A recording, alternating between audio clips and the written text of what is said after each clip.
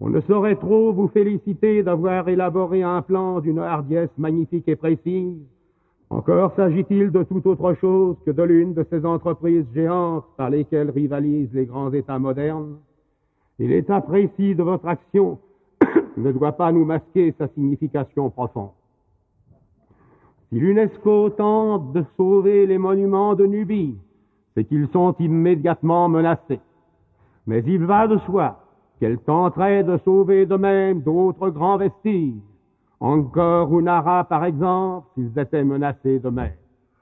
Pour le patrimoine artistique des hommes, vous faites appel à la conscience universelle. Puissions-nous n'avoir pas à choisir, avez-vous dit tout à l'heure, entre les effigies de Porphyre et les vivants?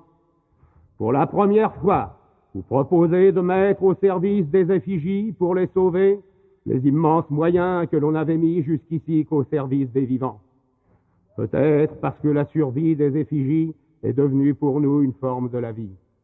Au moment où notre civilisation devine dans l'art une mystérieuse transcendance et l'un des moyens encore obscurs de son unité, au moment où elle rassemble les œuvres devenues fraternelles de tant de civilisations qui se haïrent ou s'ignorèrent, vous proposez l'action qui fait appel à tous les hommes contre tous les grands naufrages.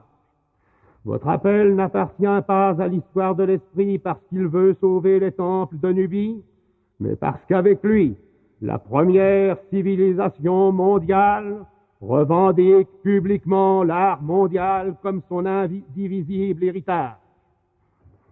Le lent flot du Nil a reflété les fils désolés de la Bible, l'armée de Cambyse et celle d'Alexandre, les cavaliers de Byzance et les cavaliers d'Allah, les soldats de Napoléon.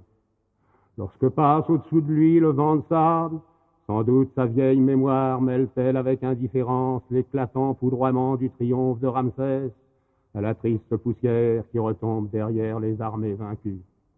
Et le sable dissipé, le Nil retrouve les montagnes sculptées, les colosses dont l'immobile reflet accompagne depuis si longtemps son murmure d'éternité.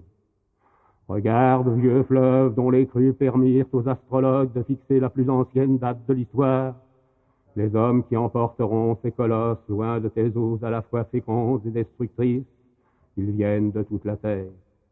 Que la nuit tombe, et tu reflèteras une fois de plus les constellations sous lesquelles Isis accomplissait les rites funéraires, l'étoile que contemplait Ramsès.